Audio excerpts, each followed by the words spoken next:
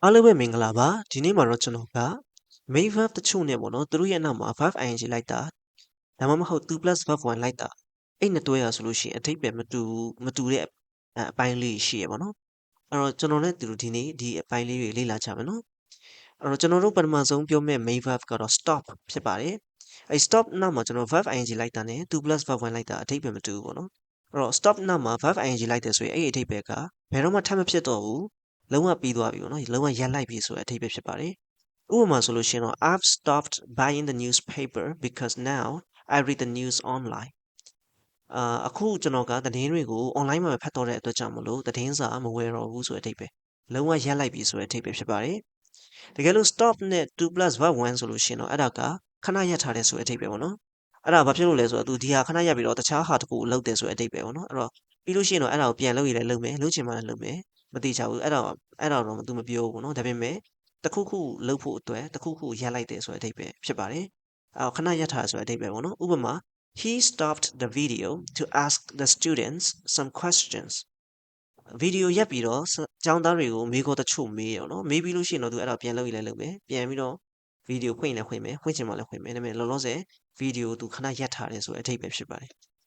ဒါကြောင့်မို့ပြန်ပြီးတော့ပြောမယ်ဆိုလို့ရှိရင်တော့ stop နဲ့ verb ing လိုက်တယ်ဆိုရင်ဒါလုံးဝရပ်လိုက်တယ်။ stop နဲ့ 2 plus verb 1ဆိုလို့ရှိရင်တော့ခဏရပ်ထားတယ်ဆိုတဲ့အဓိပ္ပာယ်ဖြစ်ပါတယ်။နောက်တစ်ခုတော့ try နဲ့ verb ing နဲ့ပေါင်းတယ်ပေါ့နော်။အဲ့ဒီအသွယ်ကကျတော့ဒါစမ်းပြီးတော့လုပ်ကြည့်ရဆိုတဲ့အဓိပ္ပာယ်ပေါ့နော်။ experiment ဆိုတာစမ်းသပ်လေးလာစမ်းသပ်ချက်အနေနဲ့လုပ်တာပေါ့နော်။ဥပမာဆိုလို့ရှိရင်တော့ Have you tried turning the computer off and on again?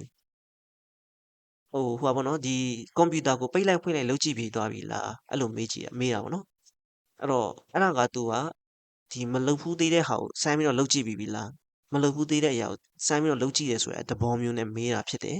အဲ့တော့ try နဲ့ verb ing ဆိုလို့ရှိရင်ဒါစမ်းပြီးတော့လုပ်ကြည့်ရဆိုတဲ့အဓိပ္ပာယ်ဖြစ်ပါတယ်နောက် try နဲ့ 2 plus verb 1ဆိုလို့ရှိရင်တော့အဲ့ဒါကခက်ခဲပေမဲ့လည်းစူးစမ်းပြီးတော့လုပ်နေရဆိုတဲ့အဓိပ္ပာယ်ဖြစ်ပါတယ်ဥပမာ I'm trying to learn Japanese but it's very difficult ဂျပန်စာကိုစူးစမ်းပြီးတော့သင်ယူနေတယ်ဒါပေမဲ့အဲ့ဒါအရန်ခက်တယ်ဆိုတော့ခက်ခဲပေမဲ့လည်းစူးစမ်းပြီးတော့သင်ယူနေစူးစမ်းပြီးတော့လုပ်နေတယ်ဆိုတဲ့အဓိပ္ပာယ်ပေါ့နော်ပြန်ပြီးတော့ပြောမယ်ဆိုလို့ရှိရင်တော့ try နဲ့ verb ing တွဲရင်ဒါစမ်းပြီးတော့လုပ်ကြည့်ရဆိုတဲ့အဓိပ္ပာယ်ဖြစ်တယ် try နဲ့ 2 plus verb 1ဆိုလို့ရှိရင်တော့ဒါကခက်ခဲပေမဲ့စူးစမ်းပြီးတော့လုပ်နေရဆိုတဲ့အဓိပ္ပာယ်ဖြစ်ပါတယ်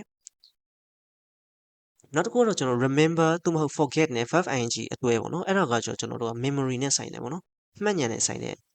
အဓိပ္ပာယ်ရတယ်ပေါ့နော်ဥပမာဆိုလို့ရှိရင်တော့ I remember watching this film before အရင်တော့ဒီရုပ်ရှင်ကြည့်ဘူးတာငါသတိရတယ်ငါမှတ်မိတယ်ဆိုတဲ့အဓိပ္ပာယ်ဖြစ်ပါတယ် I'll never forget meeting you for the first time in this cafe ဒီ coffee ဆိုင်မှာမင်းကိုပထမဆုံးကြိမ်တွေ့တာငါမမေ့ဘူးဘယ်တော့မှမမေ့ဘူးပေါ့နော်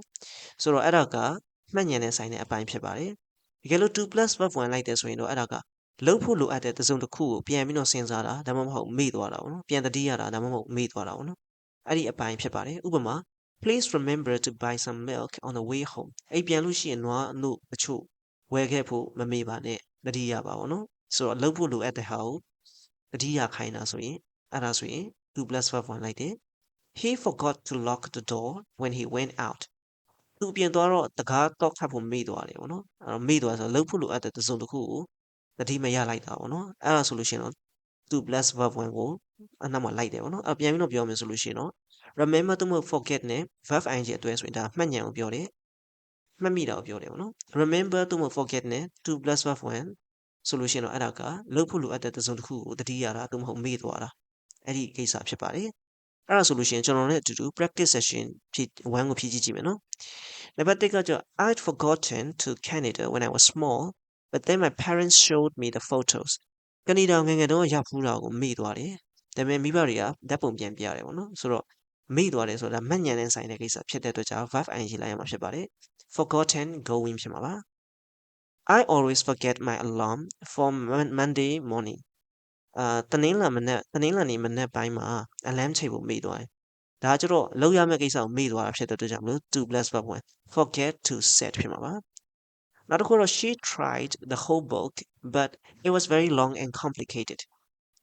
ဒီစာအုပ်အုပ်လို့စူးစမ်းပြီးတော့ဖတ်တယ်ဒါပေမဲ့အရန်ရှိပြီးတော့ရှုပ်ထွေးရပေါ့နော်ဆိုတော့ဒါခက်ခဲပြီမဲ့စူးစမ်းပြီးလုပ်တယ်ဆိုတဲ့အဓိပ္ပာယ်ဒါကြောင့်မလို့ကျွန်တော်တို့က try နဲ့ 2 plus verb 1လိုက်ရမှာဖြစ်ပါတယ်ဒါကြောင့်မလို့ tried to read ဖြစ်မှာပါ You'll be okay I remember really nervous on my first day too မင်းအဆင်ပြေမှာပါငါရဲ့ပထမဆုံးနေ့တုန်းကလည်းဒီလိုပဲစိတ်လှုပ်ရှားနေခဲ့တာတတိရတယ်ပေါ့နော်ဆိုတော့ဒါကမှတ်မိရဆိုတဲ့အဓိပ္ပာယ်မှတ်ဉဏ်ပေါ့နော်အဲဒါကြောင့်မလို့ verb ing လိုက်ရမှာဖြစ်ပါတယ် I remember being ဖြစ်မှာပါနံပါတ်5တော့ try the video with subtitles this might help you understand better အဲ့တော့ဒီဗီဒီယိုစာသားဖွင့်ကြည့်ပေါ့အဲ့ဒါဆိုပို့ပြီးတော့နားလည်လိမ့်မယ်အဲ့တော့ကျွန်တော်မလုပ်ဖူးသေးတဲ့အရာကိုစမ်းပြီးတော့လုပ်ကြည့်ခိုင်းတာဖြစ်တဲ့အတွက်ကြောင့်မလို့ verb ing လိုက်ရမှာဖြစ်ပါတယ် try watching she had to stop halfway through the race the wheel on her bike ပြိုင်ပွဲမှာတစ်ဝက်လောက်မှာသူရက်လိုက်တယ်ဘာဖြစ်လို့လဲဆိုတော့ဆက်ဘိန်းမှာရှိတဲ့ဘိန်းကိုပြင်ဖို့ပေါ့နော်အဲ့တော့ပြင်ပြီးသွားလို့ရှိရင်တော့သူကပြန်မောင်းမှာပေါ့နော်အဲ့တော့လုံးဝရက်လိုက်တာမဟုတ်ပဲねခဏရက်လိုက်တဲ့သဘောဒါကြောင့်မလို့ stop to verb 1ဆိုတော့ stop to repair ဖြစ်မှာပါ remember your swimming costume in case we go to the pool တကယ်လို့ရေကူးရရောက်ခဲ့တယ်ဆိုလို့ရှိရင်အစင်သင့်ပေါ့နော်ကူးလို့ရအောင်ရေကူးဝစ်စုံထည့်ခဲ့ဆိုတဲ့အဓိပ္ပာယ်ပေါ့နော်ဆိုတော့ဒါကလှုပ်ဖို့လိုတဲ့တစ်စုံတစ်ခုကိုတတိရတာပေါ့နော်အဲ့ဒီအဓိပ္ပာယ်ဆိုတော့သူက remember နဲ့ 2 plus verb 1အဲဒါကြောင့်မလို့ remember to pack he stopped French classes and changed to Spanish ပြင်သစ်သင်တန်းတွေလုံးဝရပ်လိုက်တယ်ပြီးရင်စပိန်သင်တန်းပြောင်းလိုက်တယ်အဲ့တော့လုံးဝရပ်လိုက်တဲ့အတွက်ကြောင့်မလို့ကျွန်တော်တို့က stop နဲ့ verb ing နဲ့လိုက်ရမှာပေါ့နော်အဲ့ဒါကြောင့်မလို့ stopped taken ဖြစ်မှာပါအဲ့ဒါဆိုလို့ရှိရင်တော့ဒီလိုမျိုး verb ing လိုက်တာရဲ့ 2 plus verb 1လိုက်တာဟာဆိုရင်အဓိပ္ပာယ်မတူဘူးပေါ့နော်တချို့စကားလုံးလေးမှာဆိုရင်အဓိပ္ပာယ်မတူဘူးပေါ့နော်အဲ့လိုမျိုးအဲ့လိုမျိုးပို့ပြီးတော့တည်သွားမယ်လို့ယုံကြည်ပါတယ်အဲ့တော့ကျွန်တော်တို့ပေါ့နော်နောက်ထပ်ဒီ practice session 2ကိုလည်းကိုယ့်ဘာသာကိုလုပ်ကြည့်လို့ရပါတော့လုပ်ကြည့်ပြီးတော့ဖြည့်ကြည့်ပြီးတော့အဖြေကို comment ထဲမှာတိုက်ကြည့်လို့ရပါတယ်အားလုံးအတွက်ကြိုးရှိမယ်လို့ယုံကြည်ပါတယ်ကျေးဇူးများတင်ပါတယ်ခင်ဗျာ